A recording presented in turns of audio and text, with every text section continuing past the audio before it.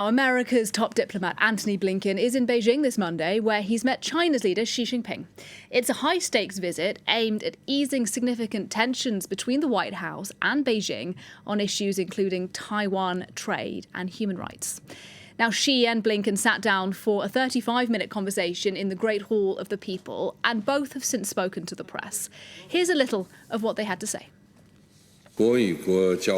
Interactions between states should always be based on mutual respect and sincerity. I hope that Secretary Blinken, through this visit, can make a positive contribution to stabilizing China-US relations. The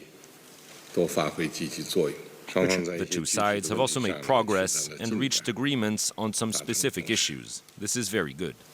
In every meeting, I stress that direct engagement and sustained communication at senior levels is the best way to responsibly manage our differences and ensure that competition does not veer into conflict.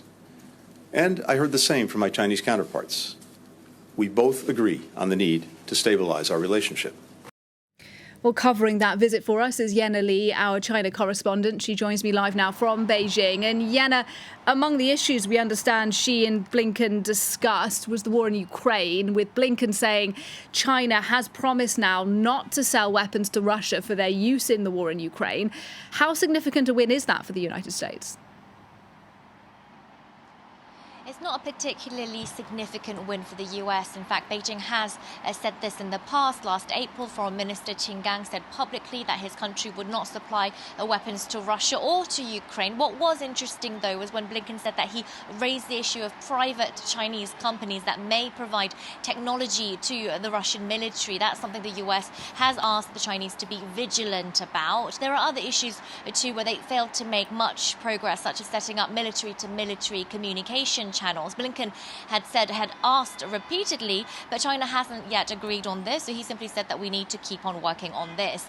Washington has been using two recent military incidents in the South China Sea and in the Taiwan Strait as reasons to bring China to the table, and they've been really underscoring the need for better communications to avoid costly miscalculations.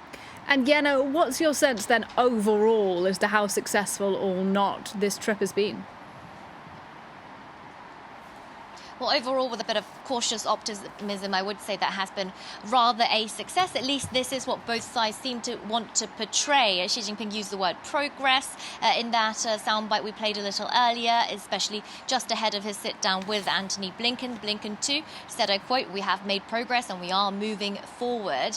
But the point of this whole trip was never about the US and China suddenly agreeing on any of these critical issues such as Taiwan, human rights, technology. It was more about starting the face-to-face high-level communications. The Secretary of State didn't manage to obtain that military-to-military communications channel, but he himself, as the US's top diplomat, got to sit down with the Chinese president. He's also walking away with a pledge to set up a working group on fentanyl, that drug that has been wreaking havoc in the United States and that has a chemical component that is often exported from China. These are small steps, if you will, but they're also reflective of the current situation.